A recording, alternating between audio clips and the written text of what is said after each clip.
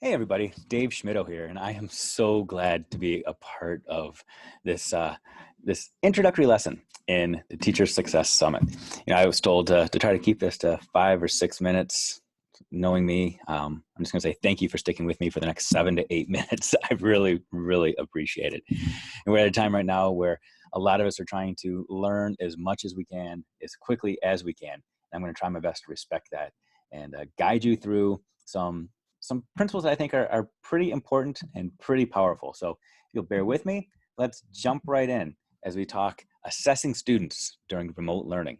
But really, anytime. Because right now we're at a important part of history where what we do now will impact what we do in the future. What our students are able to learn now will have an exponential impact on what they can learn next year. I talk a lot about trying to instill evergreen content within ourselves and our students. If we're learning things right now that we're only hoping to apply in the right here and right now, we're wasting our time. So I'm hoping that you'll be able to take some of what we present and what we talk about today and apply it next year and 5 years from now and 10 years from now and 15 years from now, anytime, any place, but especially right now. We're at a time in history where in a lot of our schools, we are no longer talking about teaching to the test, which is amazing. We're not worried about the big state summative assessment taking place in the spring. But we're also at a time and place where we're really not talking about assessment at all. And I'm praying that this brief conversation can bring that back into the fold, because using assessment, interpreting assessment, analyzing assessment is really the secret sauce. It's the magic pill that we can use in our classrooms to see tremendous success moving forward. We are at a juncture where we control the assessment that we do. I know in a lot of schools and a lot of classrooms, we're talking about pass, fail, credit, no credit. We're talking grading or no grading. Great conversations to have, but that's not really the focus of what we're going to be talking about today. And I'll show you that as we get rolling. We're talking about collecting evidence of student learning, documenting that evidence so that we can use that evidence to both inform our instruction and inform the instruction that takes place next year.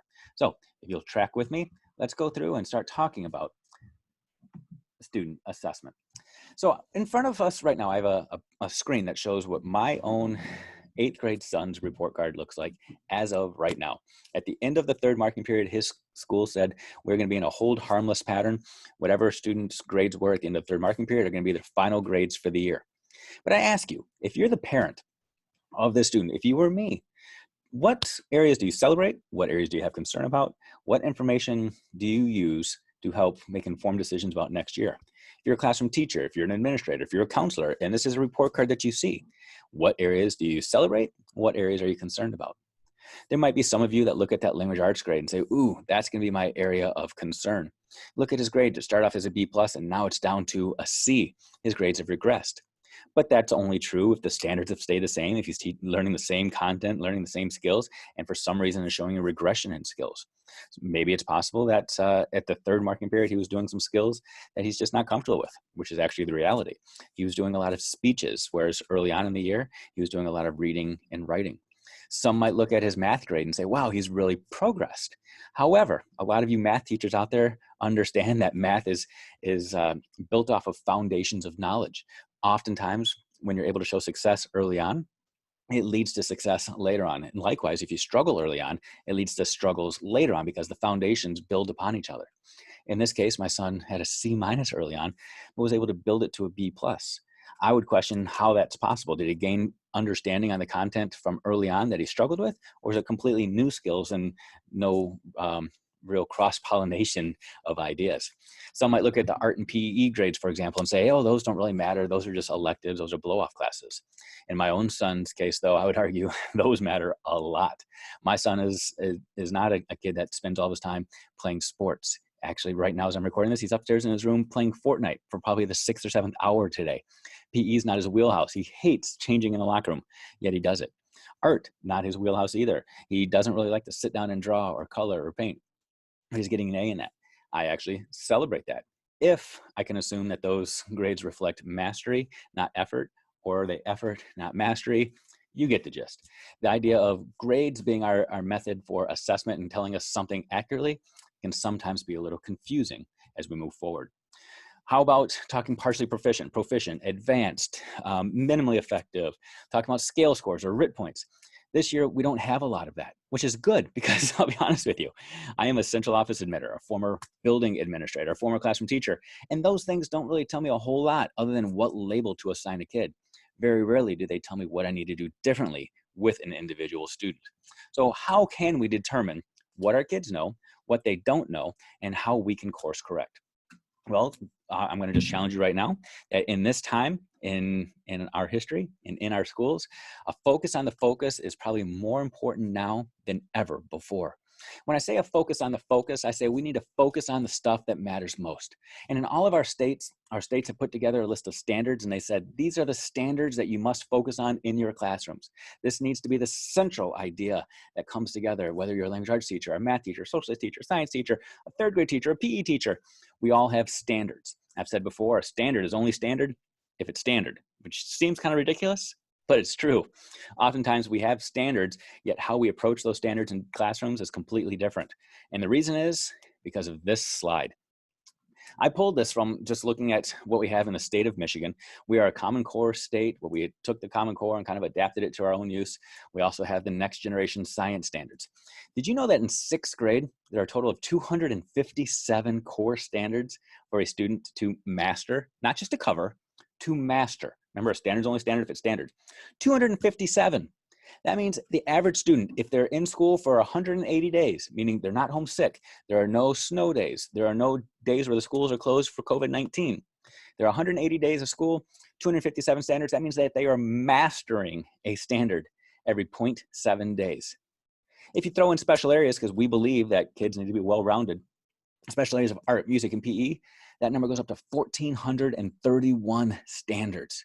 That is crazy. We know that students aren't going to be able to master that much content, that many skills, which is why right now we need to double down and say, what's the most essential? How do we focus on the focus so that next year we can continue to move forward?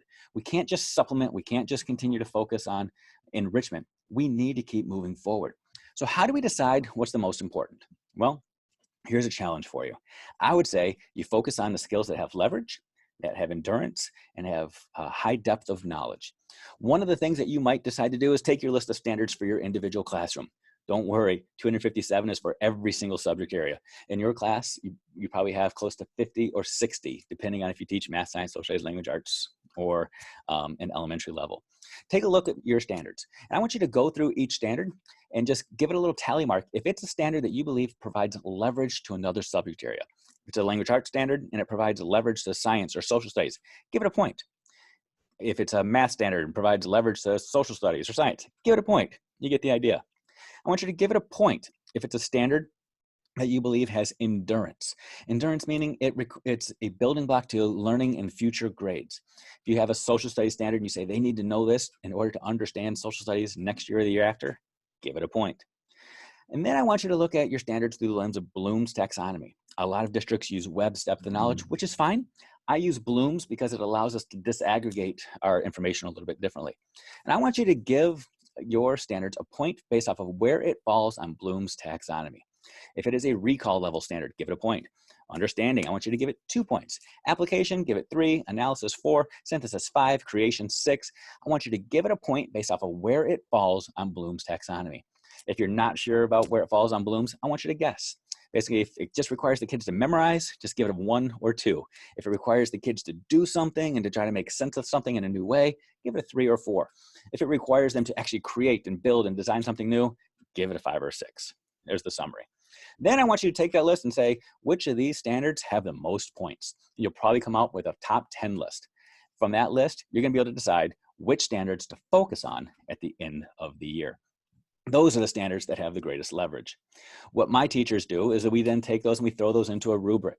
The level 3 becomes the standard based off of where it falls on Bloom's taxonomy. If it is an analysis standard, if the verb within it says something about analysis, we fill it in, and the goal is to get a student to a level 3.